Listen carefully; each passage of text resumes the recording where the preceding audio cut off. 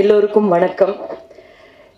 இந்த திரைப்படத்தை பற்றி முக்கியமாக எனக்கு ரொம்ப இன்ட்ரெஸ்டிங்கான ஒரு விஷயமா என்ன பட்டது அப்படின்றது முதல்ல சொல்லிடுறேன். நான் ரொம்ப தேங்க்ஸ் மேம். நீங்கள் இப்படி சொன்னது ரொம்ப ஷாக்கிங்காகவும் ரொம்ப இன்ப அதிர்ச்சியாகவும் இருந்தது.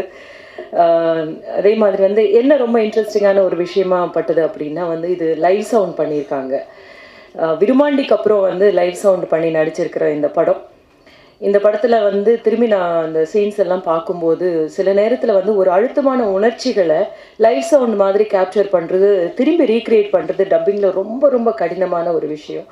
அதுக்கு ஆனந்துக்கு நான் முதல்ல நன்றி சொல்லிக்கணும். ரொம்ப ரொம்ப ஒரு மெனக்கெடல் இருக்கணும் டைரக்ஷன் டிபார்ட்மெண்ட்டுக்கு. அப்புறம் அவர் தீர்மானமான ஒரு முடிவு இருந்தது அவர்கிட்ட. நான் இது லைவ் சவுண்ட் பண்ண போகிறேன் அப்படின்னு. அவருடைய ஃபஸ்ட் மூவியும் லைவ் சவுண்ட் பண்ணி இருக்கிறதுனால ரொம்ப தைரியமாக பண்ணார். அதனுடைய ரிசல்ட் எப்படி இருக்கும் அப்படின்னு பார்த்தபோது இன்னும் சந்தோஷமாக இருந்தது. ஆஸ் அன் ஆர்டிஸ்ட் எனக்கு ரொம்ப ஒரு முக்கியமான ஒரு விஷயமா இந்த படம் ரொம்ப முக்கியமானதாக எனக்கு படுது. தமிழ் சினிமாவுக்கு கூட இது ஒரு முக்கியமான படமாக எனக்கு படுது. என்னென்னா டெக்னிக்கல்லி இதுக்கு முன்னாடி பண்ணியிருந்தா கூட இதை தைரியமாக முன்னுக்கு கொண்டு போகக்கூடிய இடத்துல யாருமே வரலை. அப்படின்ற போது இந்த படம் பார்த்ததுக்கப்புறம் தைரியமாக லைவ் சவுண்ட் பண்ணலாம் அப்படின்னு சொல்லி நிறைய டைரக்டர்ஸ் அண்ட் ப்ரொடியூசர்ஸும் முன்னுக்கு வருவாங்க அப்படின்னு நான் நினைக்கிறேன். மற்றபடி GV Prakash is I'm a fan of his music. And இங்கே I become a fan of the person he is. அவர் இந்த அளவுக்கு ஒரு ஹேட் பண்ண முடியும் அப்படின்னு எனக்கு தெரியல. பாட்டு பார்த்த உடனே யாருக்குமே எதுவுமே ஒரு நெகட்டிவ் வேர்டே சொல்ல முடியாத ஒரு பர்சன். இந்த ஃப்ரைடே படம் ரிலீஸ் ஆகுது அப்படின்னு சொல்கிறதுல நான் நினைக்கிறேன் அவர் நடிக்கிற படங்கள் வேணும்னா கொஞ்சம் டைம் இருக்கும். பட் நீங்கள் மியூசிக் பண்ணுற படம் வர்றதுனால தான் அப்படி நினைக்கிறாங்க போல இருக்கு. ஒவ்வொரு ஃப்ரைடேக்கும் படம் வந்துடுது அப்படின்னு சொல்லிட்டு. பட் நான் கேட்டேன் கூட, நீங்கள் எப்படிங்க உங்களுடைய டைம் எப்படி மேனேஜ் பண்ணுறீங்கன்னு அப்படின்னு. But he told me a very important thing. என்னென்னா பண்ண வேண்டிய வேலையை அப்போ பண்ணி முடிச்சிருவேன். அதனால தான் என்னால் எல்லாத்தையும் பண்ண முடியுது அப்படின்னு. ஸோ என்னுடைய ரொம்ப ஃபேவரட் ஆக்டர்ஸ் அப்படின்றதுல ஒரு ஆக்டர் ஐஸ்வர்யா ராஜேஷ். ரொம்ப பெருமையாக நம்ம சொல்லிக்கலாம், நம்மளுடைய இங்கிருந்து ஒரு நல்ல ஆக்டரை இந்தியாவுக்கு கொடுத்துருக்கோம் அப்படின்னு சொல்லிட்டு. ஸோ அந்த மாதிரியான ஒரு ஆக்டர், அவளை இவ்வளோ அழகாக காமிச்சிருக்கீங்க. Thank you so much. And so Ilavarasu sir, ma'am Nandini, எல்லாருமே இந்த ஆக்சுவலாக லைவ் சவுண்டு பண்ணுறது அப்படின்றது ரொம்ப சேலஞ்சிங்கான ஒரு விஷயம். அதுக்கு ரொம்ப கரெக்டான ஒரு விஷயத்த பண்ணியிருக்காங்க. அண்ட் ப்ரொடியூசர், இந்த மாதிரி ஒரு படத்தை நம்ம எடுக்கிறோமே, இந்த படத்தில் இந்த மாதிரி ஒரு நெகட்டிவாக இருக்குமோ அப்படின்றத யோசிக்காமல் இது சொல்லப்பட வேணும் அப்படின்னு அவர் எடுத்திருக்காரு. அதுக்கு மெனக்கெட்டு இருக்காரு. ஒவ்வொரு முறையுமே ஒரு ஸ்கெடியூலிங் பண்ணுறதா இருக்கட்டும், அதில் டைரக்ஷன் டீம்னுடைய மிகப்பெரிய ஒர்க்கை நான் பார்த்துருக்கேன். அவர்கிட்டே நான் ஆனந்த்கிட்ட சொல்லியிருக்கேன், ரொம்ப நல்ல டீம் இருக்குது உங்ககிட்ட அப்படின்னு சொல்லிட்டு. ஸோ யா இந்த ஒரு பாடல் பார்த்த உடனே உங்களுக்கு புரிஞ்சிருக்கும் எந்த மாதிரியான ஒரு சில்லுன்ற காற்று மாதிரி இந்த ஒரு கோடை காலத்தில் வரப்போகுது இந்த படம். எல்லாரும் பார்த்துட்டு இது நல்லா இருக்குன்னு தான் சொல்ல போகிறீங்க. இருந்தாலும் இன்னும் நல்லா எழுதுங்க. தேங்க்யூ. ஊடக நண்பர்கள் அனைவருக்கும் என்னுடைய மனமார்ந்த வணக்கம். மேடையில் இருக்கிற என்னுடைய சக கலைஞர்கள் எல்லாத்துக்கும் வணக்கம். தம்பி ஆனந்த் ரவிச்சந்திரன் ஃபஸ்ட்டு இந்த ஸ்கிரிப்ட் சொல்லும்போது, எப்போ பொதுவாக ஒரு ஊடகம், பார்வை, சினிமா அப்படின்னு இருக்கும்போது டைரக்டர் ஒரு டிசைடிங் ஃபேக்டரில் இருக்கவங்க தங்களை நீதிபதிகளாக நியமிச்சுக்கிட்டு தான் ஒரு பார்வை இருக்கும் பொதுவாக. அது குறையாவோ விமர்சனமாக சொல்லலை. எஸ், நான் இப்படி பார்க்குறேன், மேலேருந்து பார்க்குறேன், இதெல்லாம் இப்படி தெரியுதுன்னு. பட் ஆனந்த ரவிச்சந்திரனோட கேரக்டர், அவரோட எமோஷனல் வரும்போது ஒரு அப்பா கேரக்டர் எனக்கு ரொம்ப நாள் ஆதங்கம் என்ன இருக்குன்னா, எதுக்கு இருக்கிற அந்த அப்பனே தெரியாமல் நிறைய கேரக்டர் நடிச்சிருக்கேன். ஏன்னா காசு வேணும் இல்லை, எதுக்குடா அந்த கேரக்டர் இந்த படத்தில் இருக்குன்னே தெரியாமல் நடிச்சிருக்கேன். அப்போ ஒன்று சொன்னோன்னா கொஞ்சம் சுவாரஸ்யம் குறைஞ்சிது.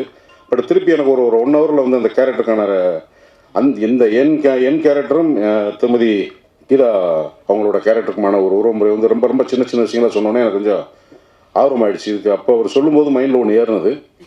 அப்போ 2 பேரும் சும்மா பேசிகிட்டு இருக்கும்போது ஒரு 25-26 வயசில் ஒரு வேலை கிடைக்கணும், படிக்கணும், வேலை கிடைக்கணும், நம்ம கற்பனை பண்ணி வச்சுக்கிற மாதிரி ஒரு காதலியோ அல்லது தோழியோ அல்லது மனைவியோ ஏதோ ஒன்று கிடைக்கணும்னு எல்லா ஆணுக்கும் ஆசை இருக்குது. நான் ஆணாக இருக்கிறனால ஆண் பாயிண்ட் ஆஃப் வியூவில் பேசுகிறேன். காதலாக இருக்கிற வரைக்கும் சுவாரஸ்யம், மனைவி ஆனதுக்கப்புறம் சுவாரஸ்யம் மாறிடுது. ஏண்டான்னா பொருளியல் வாழ்க்கை வந்துடுது, தேவை இருக்குது, அந்த பார்க்கணும் இதை பார்க்கணும், நிறைய டிபார்ட்மெண்ட் வந்துடும். லவ் இல்லாமல் ப்ராக்டிக்கல் லைஃப் ஸ்டார்ட் ஆகுது. அங்கே எமோஷனலாக, இன்டலெக்சுவலாக, சோஷியலாக, எக்கனாமிக்கலாக வர்ற பிரச்சனையை தாண்டி இப்போ ப்ரஷ் பண்ணிட்டு அந்த ப்ரஷ்ஷை ஒழுங்காக எடுத்து வைக்கலைன்னா என்ன எடுத்த இடத்துல வைக்காமல் ஒரு மேனஸ் இல்லாமல் இருக்கானேன்னு மைண்டில் தோணுனா கூட அதை சொல்ல முடியாது. ஏன்னா புருஷன் தப்பாக நினச்சிப்பானோன்னு கொண்டாடி தண்ணி இப்படி சின்ன சின்ன விஷயங்கள் கூடும்போது, சிலருடைய பிஹேவியர் கூடும்போது, பிஹேவியர் இஷ்யூ இருக்குல்ல, அதுதான் இந்த படத்தோட கண்டென்ட்டாக ஆனந்த ரவிச்சந்திரன் சொன்னார். சின்ன விஷயம் தான், ஒருத்தர் விட்டு கொடுத்து போயிருக்கலாம் தான், ஆனால் அது எங்கே போய் நிற்கும், அது எவ்வளோ பெரிய மன வலியை ஏற்படுத்தும். மற்றவங்க பார்வையில் இருக்கும்போது பூரா பேர் நீதிபதியாகி நீ செஞ்சு தப்புன்னு மன உளைச்சலாக்கி சம்மந்தப்பட்டவங்களுக்கே என்னடா பிரச்சனை நமக்குள்ளன்னு தெரியாமல் போகிற அளவுக்கு இங்கே ஒரு சுற்றுச்சூழல் இருக்குது. ஒரு 30 வயசுலேருந்து 40 வயசுக்குள்ளே ஆண் பெண்கள் உறவு முறைகளை நிறையா என் கூட நடிக்கிற பசங்க, சின்ன பசங்க பார்க்குறேன், நிறைய நண்பர்கள் வீட்டு பிள்ளைகளை பார்க்கும்போது இந்த படத்தோட நிறைய ரிலேட்டடாக ட்ராவல் பண்ணிக்கிற முடிஞ்சது. அந்த வகையில் ஒரு மெச்சூர்டு தம்பி, நீங்கள் வந்து ரொம்ப மெச்சூர்டான ஒரு சப்ஜெக்ட் எடுத்திருக்கீங்க. எல்லாருடைய சார்பாகவும் எனக்கு நான் உங்களுடைய வாழ்த்துக்களை தெரிவிக்கிறேன். என்னுடைய மனமார்ந்த நன்றி எனக்கு இந்த படத்தில் ஒரு வாய்ப்பு கொடுத்ததுக்கு. அதுக்கப்புறம் வந்து ப்ரொடியூசர்ஸ் வந்து எப்படி அந்த கதையை ஓகே பண்ணியிருப்பாங்க அப்படின்னு இப்போ தான் ப்ரொடியூசரை நான் பார்க்குறேன். கரெக்டான ஏஜில் கரெக்டான ஒரு எமோஷனை ஃபீல் பண்ணியிருக்கீங்கன்னு நினைக்கிறேன். இது வந்து ஒரு சினிமா மூலமாக சொல்லப்பட வேண்டிய செய்தின்னு நினைக்கிறேன். சார் வெரி குட் தம்பி. அதுக்கப்புறம் வந்து ஊடகங்கள்ட்ட நான் வைக்கிற வேண்டுகோள், இப்போ வந்து போடுங்க அம்மா ஓட்டு, அந்த சின்னத்தை பார்த்து இந்த சின்னத்தை பார்த்துன்னு செய்தி ஊடகங்கள் எல்லாமே வலுவாக வந்து ஏப்ரல் 19 வரைக்கும் வந்து முழுக்க வந்து அரசியல் போட்டு இருக்கும்போது இந்த படத்தை நரேன்ட்ட நான் பேசும்போது, என்ன நரேன் 11ஆம் ரிலீஸ்ன்றீங்க, இந்த மாதிரி இருக்கு. இல்லை சார், இது சிச்சுவேஷன் ப்ரெஷரைஸ்ட் அப்படின்னாரு. அந்த ஒரு வார்த்தைக்குள்ளே எவ்வளோ பிரச்சனை இருக்குன்றது எனக்கு தெரியும் சார். நான் உங்கள் சார்பாக கேட்டுக்கிறது, எங்களுக்கு கொஞ்சம் இந்த படத்தை பற்றி உங்களுக்கு இந்த படத்தில் நேர்மை இருக்குது, நேர்மையான உழைப்பு இருக்குது, நேர்மையான எமோஷன் இருக்குது. இந்த இவ்வளோ பெரிய எலெக்ஷனுக்குள்ளே நீங்கள் சப்போர்ட் பண்ணிங்கன்னா இது மக்களுடைய பிரச்சனையில் நிறைய அலசி ஆராய்ஞ்சிருக்கிற ஒரு உளவியலான ஒரு அப்ரோச் தான் அந்த படம். கொஞ்சம் சப்போர்ட் பண்ணுங்க. நல்லா இருந்தா இது வந்து வேண்டுகோளாக வைக்கிறது வந்து கொஞ்சம் கவனமாக பாருங்கள் அப்படிங்கிறது தான் என்னோடய வேண்டுகோள். ப்ரொடக்ஷனுக்கு நான் வந்து இந்த சிங் சவுண்டை பற்றி ஜி பிரகாஷ்ட ஒரு வேண்டுகோள் வைக்கிறேன். நீங்களே மியூசிக் டைரக்டர், நீங்களே ஹீரோ.